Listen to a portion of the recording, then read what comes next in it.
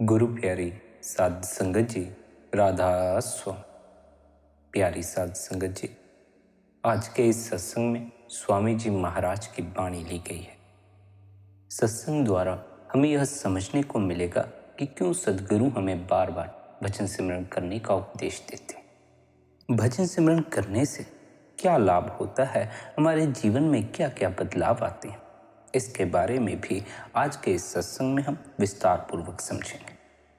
सत्संग बड़ा ही रूहानियत भरा रहने वाला है।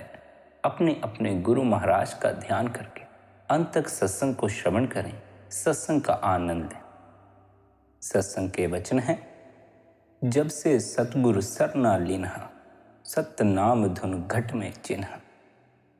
आप फरमाते हैं, हमने जब से सतगुरु की शरण ली है तब से अंदर शब्द धुन प्रकट हो गई है। वह धुन जिससे जुड़कर परमात्मा से मिलाप हो जाता है, वह धुन जो हमें आनंद से भर देती है, हमारी सारी मानसिक परेशानियों को दूर कर देती। हमारा यह जो मन जगह जगह भटकता फिरता था, उस धुन से जुड़कर काबू में आ गया, अब भीतर ठहरा रहता है। वही मन जो हमारा दुश्मन बना बैठा था, अब हमारा मित्र बन गया। लेकिन यह सब हुआ कैसे? गुरु की शरण में जाकर। जब हम गुरु की शरण में गए तब गुरु ने हमें नाम की युक्ति दे दी, अभ्यास की युक्ति दे दी, या कहो भजन सिमरन की युक्ति दे दी। जिस वक्त हमने गुरु द्वारा दिए अभ्यास की कमाई की, गुरु द्वारा दिए हुए नाम की कमाई की, वह शब्द धुन या नाम हमारे भीतर भी प्रकट हो गए। आप हमें समझाते हुए कहते हैं, जिसे कुल मालिक से जुड़ना है, जिसे भीतर के शब्द को प्रकट करना है, उसे अपने सद्गुरु के दिए हुए अभ्यास की निरंतर कमाई करनी चाहिए। गुरु ने जो हमें अभ्यास दिया है, हमें निरंतर उसका पालन करना चाहिए। निरंतर जितना समय के लिए गुरु ने हमें अभ्यास में बैठने को कहा है, उतने समय के लिए हमें अभ्यास में बैठना चाहिए। यदि हम निरंतर भजन बंदगी करें, निरंतर गुरु द्वारा दिया हुआ अभ्यास करें, तो हमें भी अपने भीतर शब्द की ध्वनि सुनाई पड़नी शुरू हो जाए। शब्द से जुड़ना हमारा असल मकसद है। शब्द से एक बार लिप जुड़ जाए तब फिर मन भीतर ठहरना शुरू कर देता। शब्द के स्वाद को चखकर ही मन भीतर की तरफ मुड़ता है और मन अपने ज्योत स्वरूप में समाने को तैयार होता। भजन सिमरन करने से, निरंतर गुरु द्वारा दिए हुए नाम की कमाई करने से हम भीतर उस तल पर पहुंच जाते हैं जिस तल पर पहुंचकर हमें मालिक के दरबार से उठता हुआ संगीत सुनाई पड़ना शुरू हो जाता। उस संगीत को सुनते सुनते ही हम उस मालिक के दरबार तक पहुंच जाते। शब्द को सुनते सुनते ही हमें सत्य की पहचान होने लगती। लेकिन सत्य की पहचान के लिए पहला कदम क्या है? उस मालिक तक पहुंचने के लिए पहला कदम क्या है? पहला कदम है कि हमें रोज बिना नागा भजन सिमरन की आदत डालने की जरूरत है। अपने लक्ष्य को प्राप्त करने के लिए और जिस दिशा में हम आगे बढ़ना चाहते हैं, उसके लिए पूरी लगन का होना बड़ा जरूरी है। यदि हमारे भीतर सत्य को पाने की कोई लगन नहीं, उस मालिक से मिलने की कोई लगन नहीं, तब फिर हम भजन सिमरन में बैठ ना सकेंगे। हमारा जी ही नहीं करेगा कि हम बंदगी में बैठें। उस मालिक को याद करें, अपनी लिव को उससे जोड़ दें। जब हमारे भीतर मालिक से मिलने की सच्ची लगन पैदा हो जाती है, तब फिर हमारे भीतर अपने आप ही बंदगी में बैठने की चाह पैदा होना शुरू हो जाती। मालिक से जुड़ने की सच्ची लगन तब पैदा होती है जब हम निरंतर गुरु के सत्संग सुनते हैं, जब हम गुरु का संग करते हैं, ऐसे लोगों का संग करते हैं जो निरंतर अपने भीतर मालिक की खोज करते हैं, जिनके भीतर संसारिक वस्तुओं की लगन है, संसार की लगन है। उनकी संगत करने से हमारे भीतर भी संसारिक लगन पैदा होना शुरू हो जाती। यही कारण है कि हमें सत्संगियों का संग करने के लिए कहा जाता है। जब हम सत्संगियों का संग करना शुरू कर देंगे तो हमारे भीतर भी उस मालिक से जुड़ने की लगन पैदा होनी शुरू हो जाए। गुरु के सत्संगियों के भीतर मालिक से जुड़ने की बड़ी लगन होती।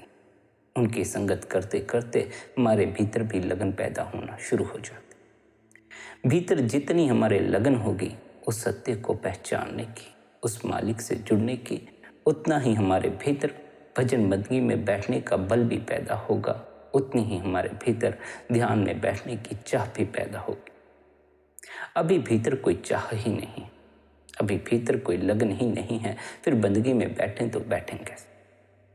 भीतर सत्य की प्यास पैदा हो, उस मालिक से मिलने की लगन पैदा हो, उसके लिए गुरु का संग करो, प्रतिदिन सत्संग को सुनो, हर पल उस मालिक के नाम का स्मरण करो। संसारिक लोगों का स्मरण किया तो संसारिक लोगों से लगन लग जाएगी। संसारिक पदार्थों का स्मरण किया तो संसारिक पदार्थों से लगन लग जाएगी। मालिक का स्मरण किया, गुरु का स्मरण किया, तब फिर गुरु से लगन लग जाएगी, उस परमात्मा से लगन लग जाएगी। भीतर गहरी प्यास हो, गहरी लगन हो तो भजन सिमरन में बैठना मुश्किल नहीं होता, आसान हो जाता। भजन सिमरन में बैठना, निरंतर ध्यान में बैठना हमारे लिए क्यों ज़रूरी है? क्योंकि हमें शांति की तलाश है, सुख की तलाश है। भले ही हमने अपने जीवन में अशांति पैदा करने के लिए कुछ न किया हो, भले ही हमने कभी अपने भीतर ऐसी चाह ना रखी हो कि हमारे जीवन में हमें दुख मिले, लेकिन फिर भी हम अशांति में जी रहे हैं, फिर भी हम दुख में जी रहे हैं, पीड़ा में जी रहे हैं। दुनियावी झमेले हमारे सर का बोझ हो गए। जीवन भर हम प्रयास तो करते हैं शांति और सुख के लिए, पर धंसते चले जाते हैं अशांति और दुख में। असल में केवल भजन सिमरन ही आपको शांत और निश्चिंत बना सकता है। जब कोई भी बात हमारी इच्छा या कामना के विरुद्ध होती है तो हम अशांत हो जाते हैं, और जब हमारी इच्छा के अनुसार बात होती है या हम अपने आप को परिस्थिति के अनुसार ढाल लेते हैं तो हम शांति का अनुभव करते हैं। इसलिए संत महात्मा हमेशा कहते हैं कि हमें अपने आप को हर परिस्थिति में ढालने की कोशिश करनी चाहिए। परिस्थितियां हमारे साथ समझौता नहीं करेंगी, हमें अपने हालात के साथ समझौता करना चाहिए। असल खुशी तो इसी में है, पर हमारे लिए अपने हालात के साथ समझौता कर पाना ही सबसे कठिन बात है। हमारे लिए हर परिस्थिति में ढल जाना ही कठिनाई की बात है। हम हर परिस्थिति में अपने आप को ढाल नहीं पाते। हम हर हालात में जीवन जीने की हिम्मत नहीं रखते। ऐसी हिम्मत और ऐसी ताकत के लिए ही हमें निरंतर भजन सिमरन करना चाहिए। जब हम निरंतर भजन सिमरन करते हैं तो हम अपने आप को हर परिस्थिति में ढालने के काबिल बन जाते हैं।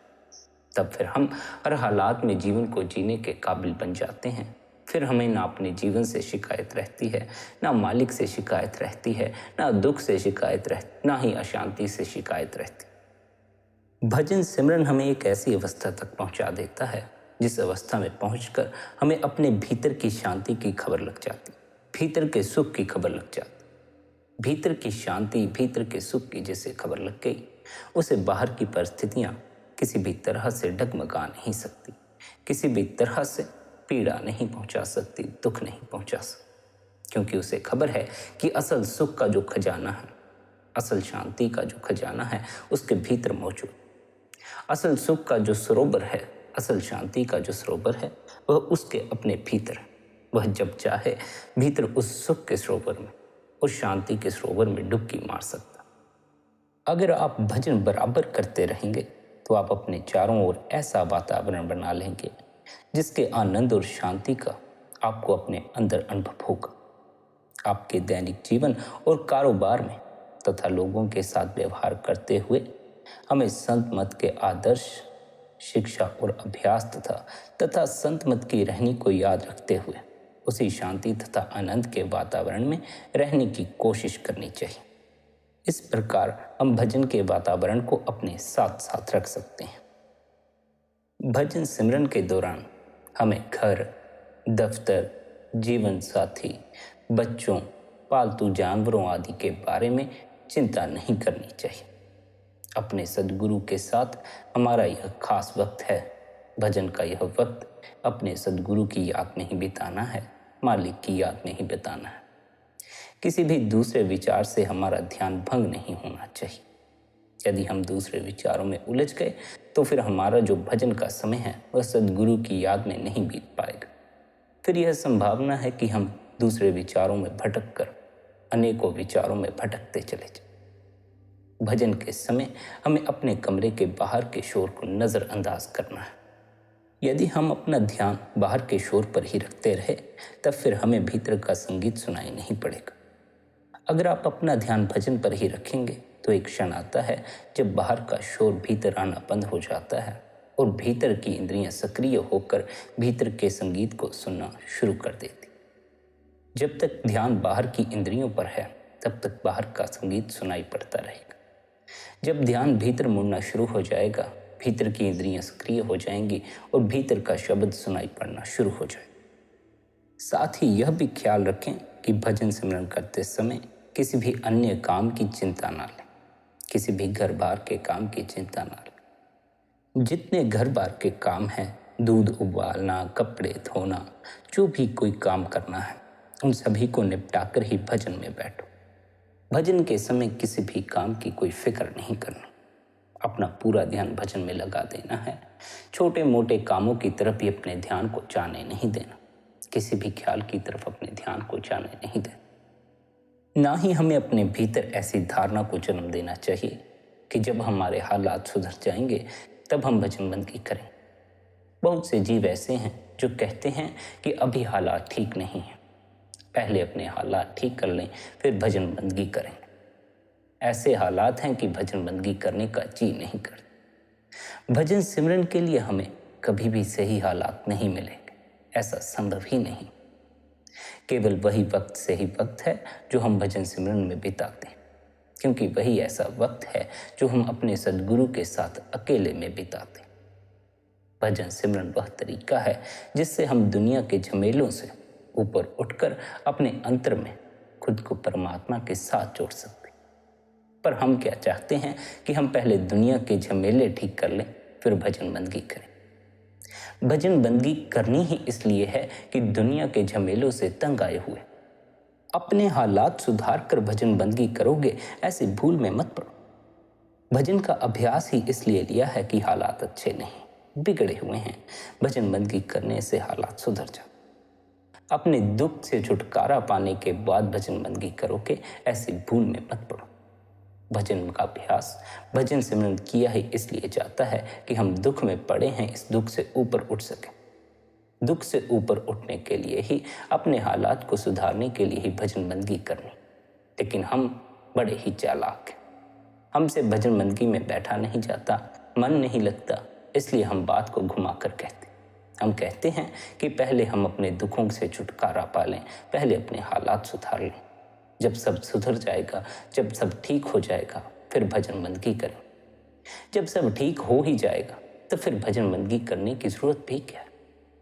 जब सब ठीक कर ही सकते हो तो फिर गुरु की शरण में जाने की जरूरत ही क्या।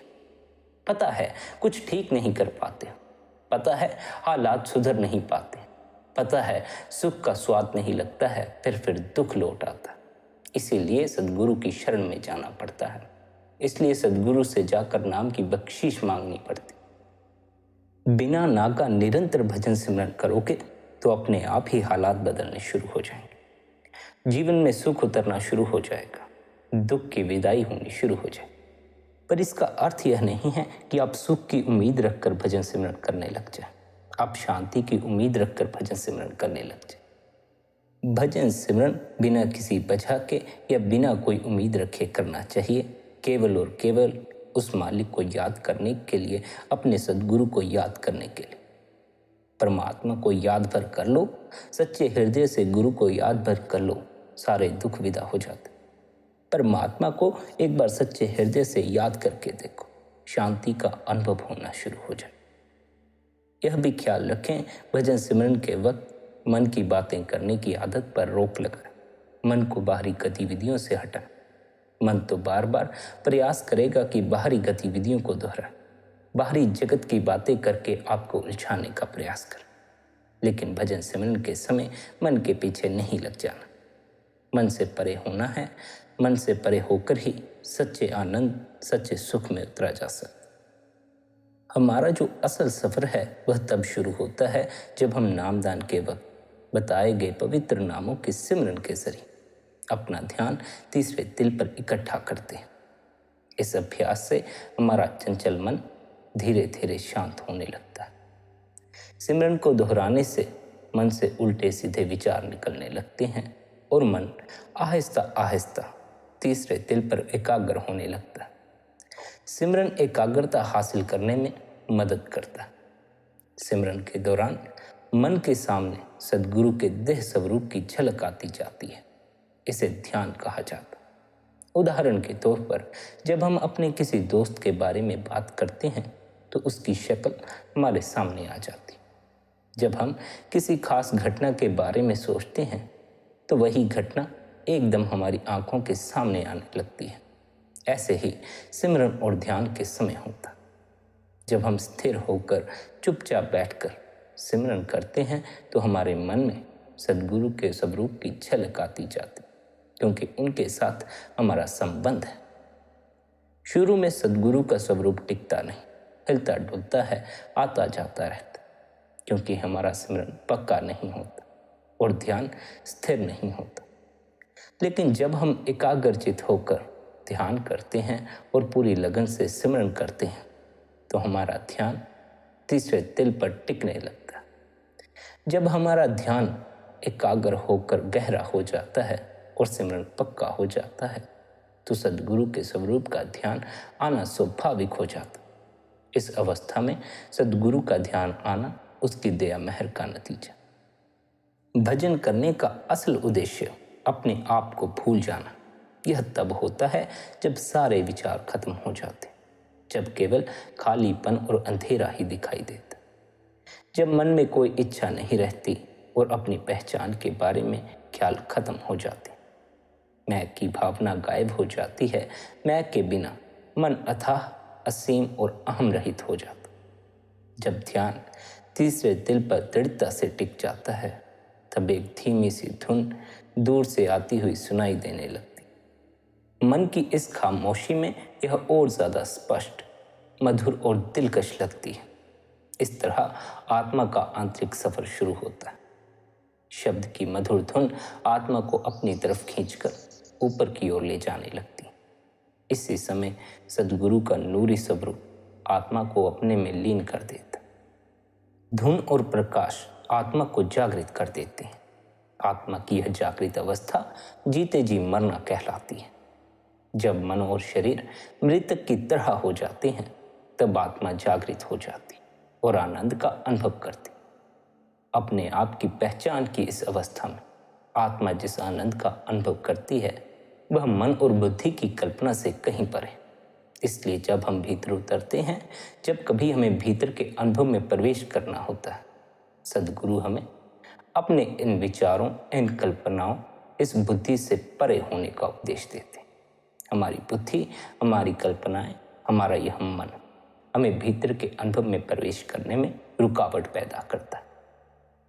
जिस तरह एक जंगली जानवर अपने शिकार की ताक में रहता है, या जिस तरह भूख से बेहाल हुआ इंसान खाने के एक दाने के लिए तरसता है, उसी तरह के जुनून और लगन से हमें अपनी रूहानी अभ्यास की चाहत पूरी करनी। बस अपने आप को जाने दो, जीते जी मरने का साहस करो। रोज भजन सिमरन करो और बस अपने आप को जाने दो, जीते जी मरो। दुनियावी चीज़ों के बंधनों और मोह की जंजीरों से आज़ाद होकर इंद्रियों के खतरनाक भोगों की जहरीली बेड़ियों को तोड़। भजन सिमरन का मतलब है इच्छाओं, दुनियावी बंधनों और मोह से ऊपर उठना। अब यदि अगर कोई ऐसा व्यक्ति हो जो अपनी इच्छाओं से ऊपर ना उठना चाहता हो, तब फिर वह भजन सिमरन में बैठ भी ना पाएगा। अगर उसे नाम का अभ्यास मिल भी जाए तो वह नाम की कमाई कर नहीं पाएगा। किसी व्यक्ति के भीतर मोह हो तब फिर वह अपने मोह के पीछे ही सारी उम्र भागेगा। भजन सिमरन में बैठने का उसके पास समय ही नहीं हो। भजन सिमरन में तो वही साधक बैठ पाते हैं जिन्हें पता लग जाता है उनकी अपनी इच्छाएं, उनका मोह, उनका यह मन ही उनकी दुविधा का कारण है, उनकी अशांति, उनकी पीड़ा का कारण। वही भजन सिमरन द्वारा अपने इस मन से ऊपर उठने का प्रयास करते। जिसे अपनी इच्छाओं में रस मालूम पड़ता है उसे भजन में रस मालूम नहीं पड़ेगा। जिसे दुनिया के मोह में रस मालूम पड़ता है उसे भजन में रस मालूम नहीं पड़ेगा। जिसे भजन में रस मालूम पड़ता है उसे संसारिक इच्छाओं में रस मालूम नहीं पड़ेगा। जिसे भजन में रस आता है उसे संसारिक मोह में रस आना बंद हो जाता। मालिक से जुड़कर हम प्रेम में उतर जाते हैं, मोह से ऊपर उठ जाते। प्रेम में कोई बंधन नहीं बनता, मोह के कारण बंधन बन जाते हैं। जो प्रेम पूर्ण होकर जीवन को व्यतीत करते हैं वे किसी भी तरह के बंधन में नहीं बंधते। वे मुक्त होकर ही जीते हैं और वे मरकर फिर मालिक में समा जाते। जो प्रेम रूप होकर नहीं जीते, जो मोह के वश होकर जीते हैं, वे अपना पूरा जीवन मोह के बंधनों में व्यतीत कर देते हैं। मोह के बंधनों में फंसकर अपने सर पर भार लेते हैं और मरकर उनका वह मोह ही उन्हें संसार में फिर खींच लाता है। हमारा मोह हमें इस संसार में बार बार जन्म दिलाने का कारण बनता है। जब तक हमारे भीतर इस संसार का मोह है, हम इस संसार से ऊपर नहीं उठ सकते, मुक्ति हासिल नहीं कर सकते। इस संसार में ही बार बार लौट लौट कर आते रहेंगे। हमें चाहिए कि हम प्रेम की खबर लें। हमें अभी मोह की ही खबर है। उस प्रेम का हमें कोई पता नहीं जिससे जुड़कर किसी तरह के बंधन में हमें फंसने की आवश्यकता नहीं पड़ती। असल में तो हम प्रत्येक तरह के बंधन में प्रेम की ही तलाश करते हैं। हमारे भीतर प्रेम की चाह है, हम प्रेम के प्यासे हैं। सभी चाहते हैं कि सबको प्रेम मिले, लेकिन प्रेम कहीं मिलता नहीं। खोजते तो बहुत हैं, बच्चों में, पति में, पत्नी में, माँ बाप में, दोस्तों में, कहीं भी प्रेम मिलता नहीं। मोह ही मोह नजर आता है। मोह के बंधन बन जाते हैं, प्रेम का कोई बंधन बन नहीं पाता। प्रेम की तलाश में निकला हुआ व्यक्ति जब मोह के बंधनों में फंस जाता है, तब वह अंदर ही अंदर प्रेम के लिए तरसता रहता है। प्रेम तो मिलता नहीं, मोह के बंधन आसपास खड़े हो जाते। असल समस्या यह है कि हम प्रेम दूसरों में खोजते हैं। प्रेम हमारे अपने भीतर मौजूद है। जिस प्रेम से जुड़ने का संत सद्गुरु उपदेश देते हैं, वह प्रेम हमारे इस देह के भीतर मौजूद है। वह प्रेम का खजाना, वह प्रेम की दौलत हमारे इस जामे के भीतर मौजूद है। भीतर से ही हम उस प्रेम को हासिल कर सकते हैं। हम खोजते हैं बाहर, बाहर से मोह के बंधन इकट्ठे हो जाते हैं, प्रेम की कोई खबर नहीं लगती। दूसरे में खोजो तो केवल प्रेम की झलक मिलती है। अपने में खोजो तो प्रेम का अथाह सागर मिल जाता है। प्रेम का वह सागर जिसमें डुबकी मारने के बाद आपका पूरा स्वभाव प्रेम पूर्ण हो जाता। जो प्रेम में उतर गया वह फिर किसी बंधन में नहीं बनता।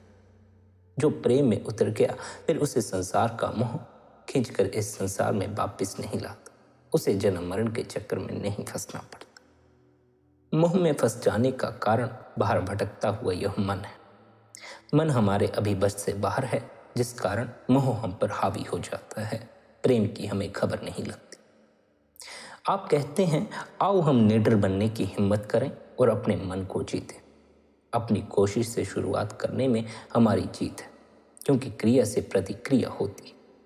कुछ भी हासिल करने के लिए सबसे अनमोल लफ्ज़ जो है वह कोशिश ही है। थोड़ी बहुत नाकामयाबी से कोई फर्क नहीं पड़ता। याद रखें, चाहे कितने भी गहरे बादल छाए हों, फिर भी उनके पीछे सूरज चमकता है। हमें ज़रूरत है अपने सीमित दायरे से बाहर आने की और लगन तथा पक्के इरादे की। आज से हमें बाहर नहीं, अपने अंतर में तरक्की करनी है। बस अपने आप को भूल जाना है, जीते जी मरने का साहस करना। जब हमारे भीतर ऐसा दृढ़ संकल्प होगा, तब ही हम भजन सिमरन में बैठने की हिम्मत जुटा पाएंगे। अवश्य ही भजन में बैठना कोई आसान बात नहीं है। भजन के समय मन को भीतर ठहराने में बड़ी कठिनाई मालूम पड़ती। मन बड़ा जोर मारता है कि किसी तरह वह साधक के भजन को भंग कर दे, किसी तरह साधक को भीतर ध्यान न लगाने दे, साधक के ध्यान को बाहर की ओर मोड़ दे। लेकिन कब तक हिम्मत हारो?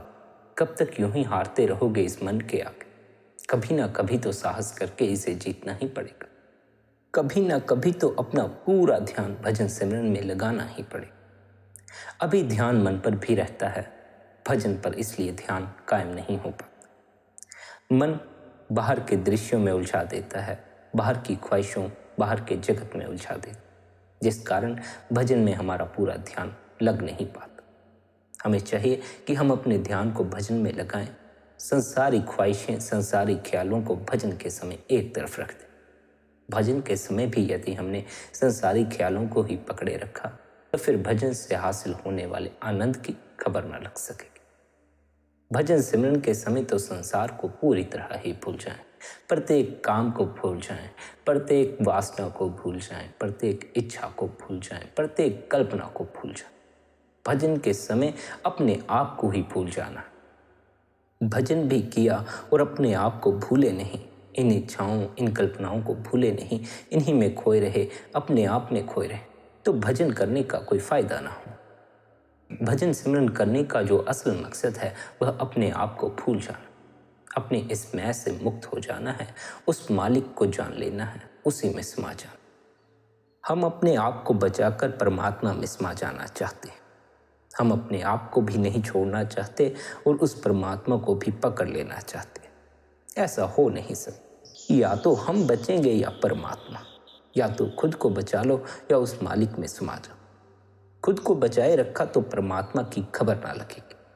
खुद को भूलने का प्रयास किया, खुद के अहंकार को मिटाने का प्रयास किया, निरंतर भजन किया, निरंतर ध्यान में बैठे तो मालिक से मिलन हो सकता है, परमात्मा में समाने के योग्य हो सकते हैं। अपनी खुदी को बचाकर परमात्मा में समाने का कोई उपाय नहीं। अपनी खुदी को मिटाकर परमात्मा में समाने के लिए कोई उपाय करना नहीं पड़ता, फिर परमात्मा में समाना हो ही जाता। हमारा अहंकार ही हमें परमात्मा में समाने में रुकावट पैदा कर देता है। यदि हम निरंतर भजन सिमरण करें, निरंतर गुरु द्वारा दिए हुए नाम की कमाई करें, तो उससे हमारा अहंकार मिटना शुरू हो जाता। हमारे विचार, हमारी इच्छाएं, ये सब हमारे अहंकार को जन्म देती। जब तक हमारे भीतर विचार उठते रहेंगे, हमारे भीतर अहंकार भी जन्म लेता रहेगा। जब हम ऐसी अवस्था में पहुंच जाएंगे जिस क्षण हमारे भीतर कोई इच्छा, कोई वासना, कोई ख्वाहिश जन्म नहीं लेती, तब हमारा अहंकार भी मिटना शुरू हो जाए। हम अपने अहंकार को मिटने नहीं देते। अहंकार के मिटने से हमें भी पीड़ा होती है, क्योंकि हम अपने आप को ही मिटने नहीं देना चाहते।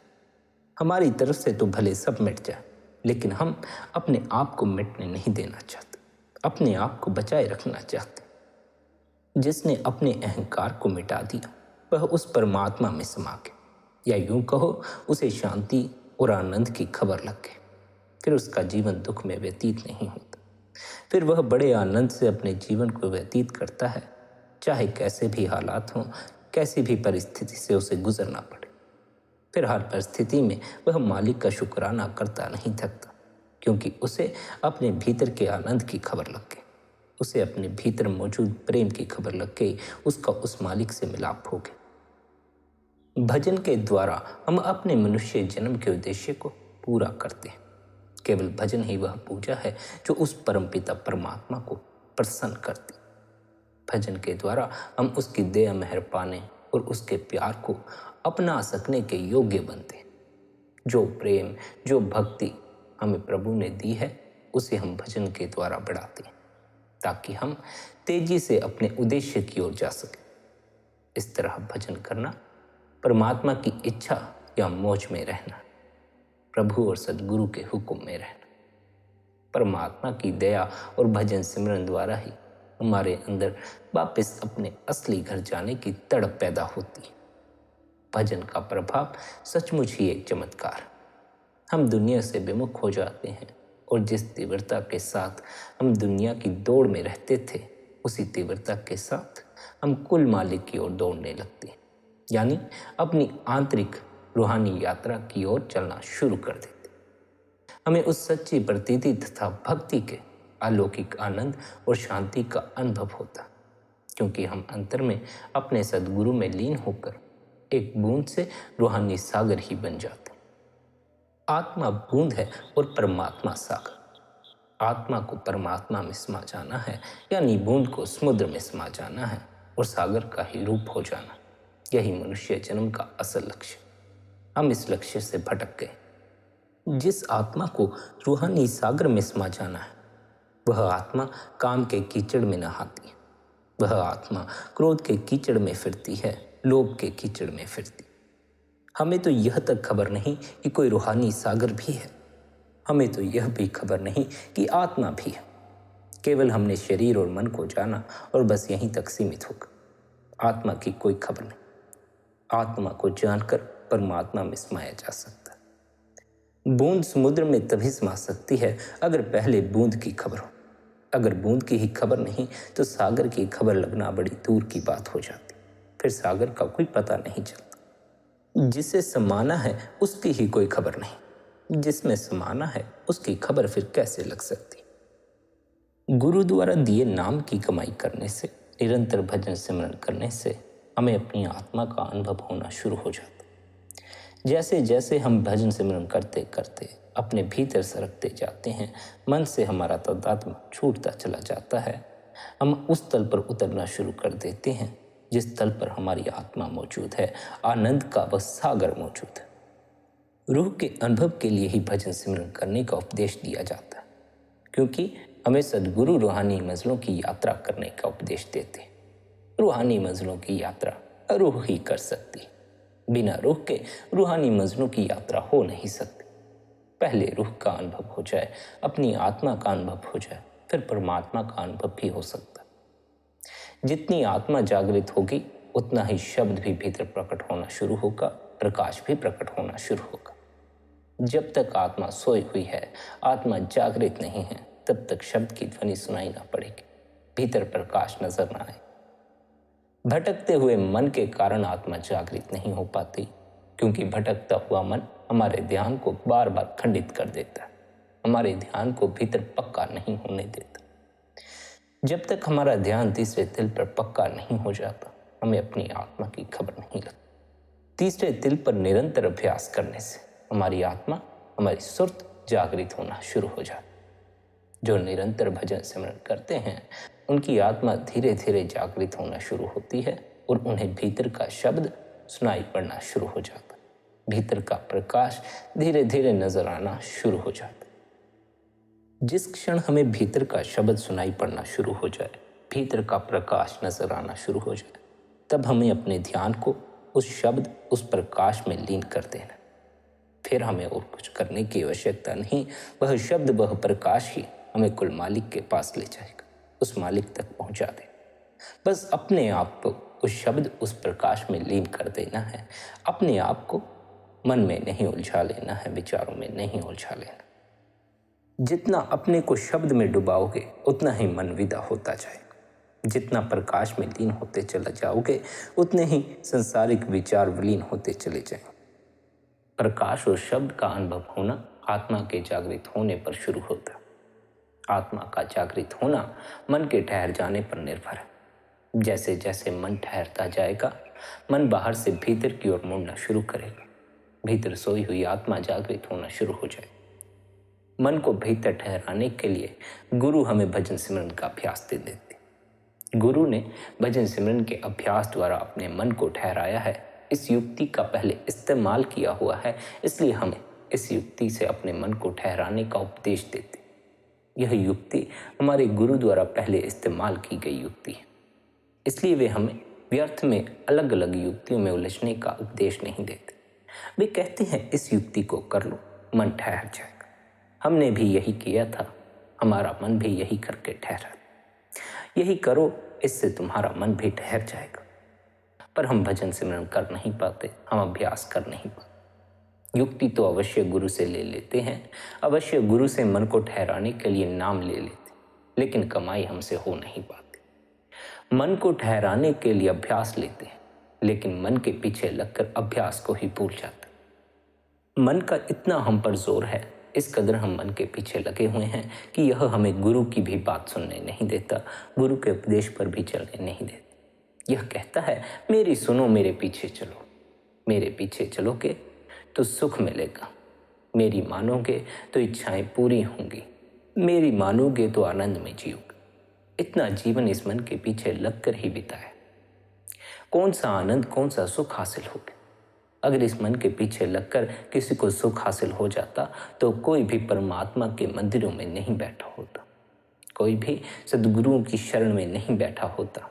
सबके भीतर मन है, सब उससे आदेश ले लेकर वही करते चले जाते जो कुछ यह कहता है। लेकिन इस मन के पीछे लगकर सुख हासिल नहीं होता, यह खबर लगनी शुरू हो जाती। जैसे जैसे यह खबर लगती है कि इस मन ने भटका दिया, इस मन ने दुख में डाल दिया, वैसे वैसे हम सद्गुरु की तरफ जाना शुरू कर देते हैं। वैसे वैसे हमारे भीतर इस मन से ऊपर उठने की चाह पैदा होनी शुरू होती।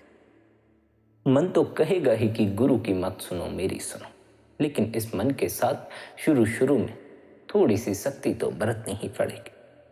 अगर थोड़ी शक्ति ना बढ़ती, हिम्मत ना दिखाई, तो यह भजन में बैठने ही नहीं देगा। लेकिन अगर एक बार इसे भजन में रस आना शुरू हो गया, फिर यह भीतर ठहरने में कोई संकोच नहीं करे, फिर इसे बाहर भटकने में कोई आनंद नहीं आएगा, फिर यह अलग अलग तरह की इच्छाओं की तरफ नहीं भटकाएगा, काम की तरफ नहीं भटकाएगा, क्रोध की तरफ नहीं भटका, फिर यह खुद भी भीतर भजन में लीन होना चाहेगा। मन को भी भजन में रस आता, मन को भी शब्द में बड़ा रस आता, लेकिन पहले इसे हम भजन में लगा तो लें, हम इसे शब्द से जोड़ तो लें। जब तक यह भजन में लगा ही नहीं, इसे भजन के रस की खबर कैसे लगे। मन को भजन में लगाना होगा। शुरुआत में थोड़ी शक्ति बरतो, भजन के समय इसे बाहर जाने मत दो। बार बार यह बाहर के ख्याल निर्मित करेगा, बार बार अपने ख्याल को भजन में लगा ले। जितनी बार यह ख्याल को अन्य संसारिक विचारों से जोड़े, उतनी बार अपने ख्याल को तोड़कर फिर भजन में लगा लेना, सिमरन में लगा ले। जब आप निरंतर अभ्यास करेंगे, निरंतर अपने मन को भीतर ठहराने की कोशिश करें, तब एक दिन यह मन भीतर ठहरना शुरू कर देगा। फिर इसे आपको किसी भी प्रयास द्वारा भीतर ठहराने की कोई आवश्यकता नहीं रह जाती। असल में अभी यह बाहर की तरफ इस कदर मुड़ गया है कि इसे भीतर के स्वाद की कोई खबर नहीं। मन केवल रस का आशिक है। जहां रस है, मन उसी तरफ जाता है। अगर आप इसे भीतर का रस लगा दें, तो यह भीतर की तरफ चलना शुरू कर देगा। अगर आप इसे बाहर के रसों में ही उलझाए रखते हैं, तब फिर यह बाहर ही बाहर भटके। मन को केवल रस से मतलब है, इसे भीतर का रस देना। यदि आप निरंतर भजन सिमरन करेंगे, तो भीतर का रस अनुभव में आना शुरू हो जाए। फिर मन भीतर के रस को चखकर आपको बाहर के विचारों में उलझाने का प्रयास नहीं करेगा, आपके ध्यान को भंग करने का प्रयास नहीं करेगा, बल्कि फिर यह आपको भीतर उतरने में सहायता प्रदान करेगा। मन को मित्र बना लेना। मन को मित्र बनाने के लिए निरंतर भजन सिमरन करना है, निरंतर ध्यान करना।